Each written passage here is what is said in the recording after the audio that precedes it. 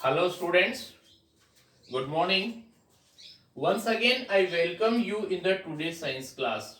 बेटा इस लेसन का कुछ थोड़ा सा स्मॉल पोर्शन जो बचा हुआ है उसके बारे में हम बात कर रहे हैं. That is about the what sir?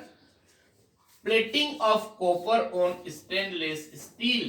मतलब हम बात कर रहे हैं यहाँ पर activity that is the 14.7.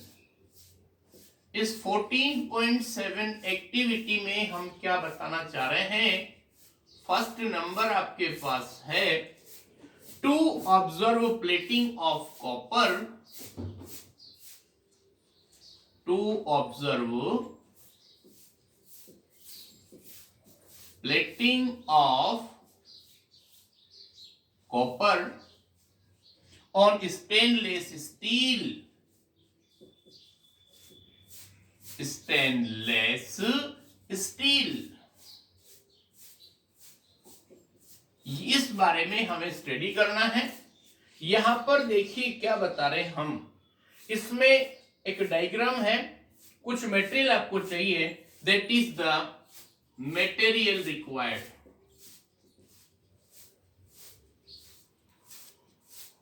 Material और उसमें क्या चाहिए. क्रिस्टल्स ऑफ CuSO4 मतलब इसको बोलते हैं बेटा कॉपर सल्फेट. दूसरा क्या चाहिए आपको. Distilled water in next number होगा डिस्टिल्ड वाटर. उसके बाद नेक्स्ट आपको चाहिए बीकर और उसके बाद में और भी कुछ है. 10/4 सेंटीमीटर साइज की कॉपर प्लेट.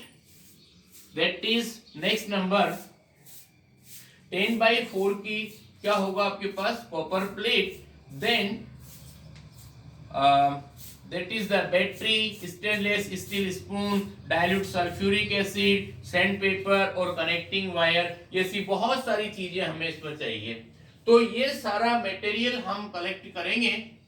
लेकिन उसके बाद आगे की प्रोसेसिंग देखिए. फर्स्ट हमने क्या किया. इसको prepare a copper sulphate solution bye dissolving 2 teaspoon full of copper sulphate in distil water. मतलब ये आपके पास एक बीकर है. उस बीकर के अंदर हमने क्या ले लिया. distilled water. You understand? This is distilled water. उस डिस्टिल्ड वाटर के अंदर हमने 2 टीस्पून फुल लेकर के और क्या डिसॉल्व कर दिया. Copper sulphate. इतनी बात समझ में आ गई. और उसके अंदर फ्यू ड्रॉप्स ऑफ H2SO4 भी हमने उसमें ऐड कर दिया. That is sulphuric acid. इतनी बात समझ में आ रही है. Okay. To make it conducting clean the copper plate and spoon with sandpaper. अब आपके पास क्या है. एक तो यहां पर है कॉपर प्लेट जिसकी साइज हमने बताई. दैट इज 10/4 सेंटीमीटर की. ये 10/4 सेंटीमीटर की क्या है आपके पास copper plate. That is the copper plate. और इसको सैंड पेपर से क्लीन करने के बाद इधर से ले लिया और इसको हमने कनेक्ट कर दिया through the battery. This is positive, then after negative, then positive, then negative, then positive, again negative. मतलब इसमें हमने इसको लेकर के और यहां पर एक अपने पास में स्पून है, स्टील स्पून, उससे हमने कनेक्ट कर दिया. और उस स्टील स्पून से कनेक्ट करने के बाद देखिए आप क्या हुआ. ये पूरा पोर्शन इस तरह का होगा और इस वायर को हमने इससे कनेक्ट कर दिया. इतनी बात समझ में आ गई.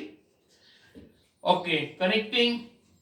rinse them with water and dry clean them. Connect the copper strip to the positive terminal. देखो ये हमने पॉजिटिव टर्मिनल से इसको कॉपर प्लेट को कनेक्ट कर दिया और ये यहां पर हो गई spoon of steel. That is stainless steel. इतनी बात समझ में आ गई। और उसके बाद सुनिए आप, connect the copper strip to the positive terminal of battery using connecting wire and connect the spoon to the negative terminal। तो ध्यान रखना, ये पॉजिटिव टर्मिनल जो होता है इसमें हम इसको नेम देंगे एनोड और कैथोड।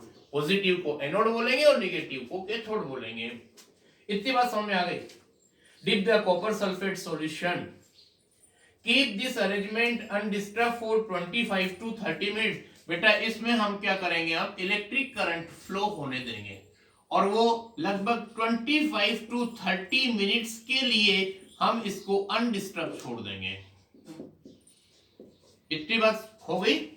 उसके बाद क्या देखेंगे, that is the you observe that a reddish coating of copper metal on the spoon is observed। ये जो स्पून है ना, जो बिल्कुल स्टील पे था, इसके ऊपर रेडिश ब्राउन कोटिंग हो जाएगी। वो होगी due to deposition of copper. मतलब इधर जो कॉपर का आपके पास एनोड है उसमें से कॉपर पार्टिकल्स, कॉपर के जो छोटे छोटे पार्टिकल्स है वो निकल इलेक्ट्रोलिसिस से निकल रहे हैं और वो कहां पर डिपोजिट हो रहे हैं, on the spoon. This is because electric current passing through the copper sulfate solution, it decompose copper sulfate solution into Cu2 plus और SO4 minus। अब मेरी बात सुनना, आपके पास CuSO4 सॉल्यूशन है, उसको आप उसमें एसिड भी हमने ऐड कर दिया तो वो Cu2 प्लस और SO4 2 माइनस में डिसोशिएट हो जाएगा। इतनी बात समझ में आ गई। अब इसमें क्या होगा कि जो Cu2 प्लस आयन है वो निगेटिव की तरफ अट्रैक्ट होंगे। मतलब कि ये आ जाएगा, कहां जाएगा, अप टू द कैथोड। और कैथोड में आपने क्या लगा रखा है, spoon of, that is the spoon of steel, stainless steel. इतनी बात समझ में आ गई आपको। तो इस तरह से वहां पर जाएगा। अब हमारी बात सुनना, एनोड पर आपके पास क्या है, Cu कॉपर है और वो इम्प्योर फॉर्म में है, दैट इज इम्प्योर। ये यहां पर बता रहे हैं एट एनोड क्या होगा, एनोड के ऊपर जो रिएक्शन होगी उसकी बात बता रहे हैं। ये आपका सॉलिड फॉर्म में होगा और ये अपने आप में से 2 इलेक्ट्रॉन्स को प्रोड्यूस करेगा जब आप इसको वाटर के अंदर डिसोल्व करेंगे। मतलब कि ये एक्वस सॉल्यूशन है और ये अपने अंदर से 2 इलेक्ट्रॉन को लॉस करेगा, तब यहां पर 2 प्लस चार्ज हो जाएगा। इतनी बात समझ में आ गई। Goes into the solution, get transfer to the cathode. अब एनोड पर क्या हुआ सुनो, सॉरी एट कैथोड, कैथोड के अंदर जो हुआ वो देखिए आप यहां पर कि उधर जो Cu2 प्लस वहां से निकला ना, वो उधर जाने के बाद कैथोड निगेटिव चार्ज है तो वहां से 2 इलेक्ट्रॉन्स लेकर के और वह Cu की फॉर्म में डिपॉजिट हो गया। सॉलिड मतलब कि एक लेयर आपके पास उसकी बन जाएगी।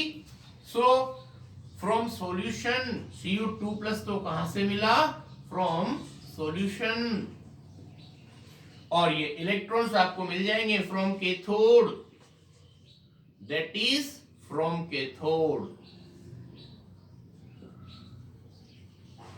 इतनी बात समझ में आ गई। फ्रॉम कैथोड ये हो जाएगा और what you are getting deposited, what the get deposited on spoon, get deposited on spoon. इतनी बात समझ में आ गई।